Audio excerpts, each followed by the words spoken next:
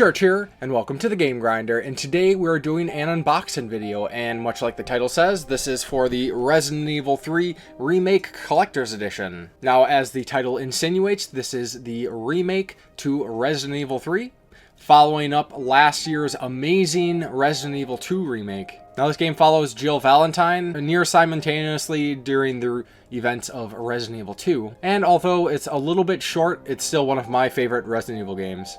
So, much like the Resident Evil 2 remake that also came out with the Collector's Edition and I did an unboxing for, so I recommend checking that out. This is a very similar Collector's Edition to that, so let's go ahead and check it out. So, of course, we have our outer slipcover here, Resident Evil 3 Collector's Edition. We have our STARS logo there. On the back is what it comes with, and then I'll take off the slipcover. And just like the Resident Evil 2 Remake Collector's Edition, this is basically like a mock item box that you store your items in. So let's go ahead and crack this open and see what goodies it comes with.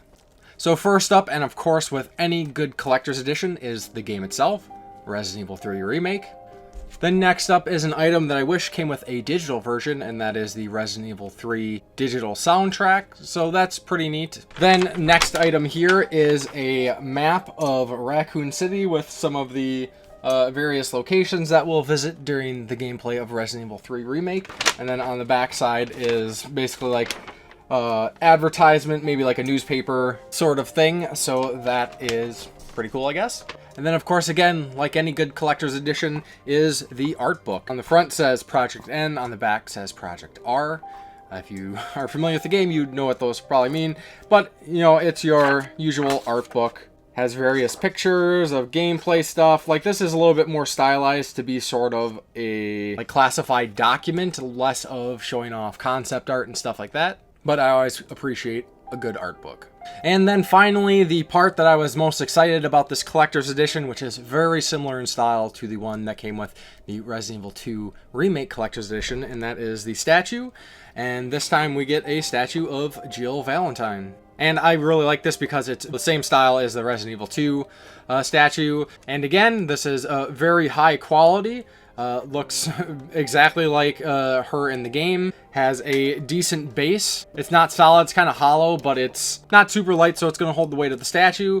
I think there's a lot of great detail here. You can have her equipped with the gun. And I know there was kind of mixed feelings about her new design as they changed things up. I'm not exactly sure what they changed in the context of the beginning of the game to explain perhaps why they went the route they did. In the original game, she was dressed going out, short skirt, crop top, but I believe I got a code that allows me to use the original outfit. But much like all the choices they made with Resident Evil 2 Remake, I'm not going to complain. I'm going to give it a shot. I am very excited for this. But back to the statue, I think this is great. And here's hoping they remake Resident Evil Code Veronica, because I would love to have a Claire statue. And then maybe whatever game they want to remake so we can get a Chris and then have like the main cast.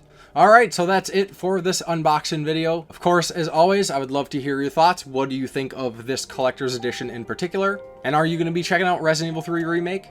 Again, like I said, this is one of my favorite games in the series. And Resident Evil 2 Remake, I couldn't imagine that it would top the original Resident Evil 2.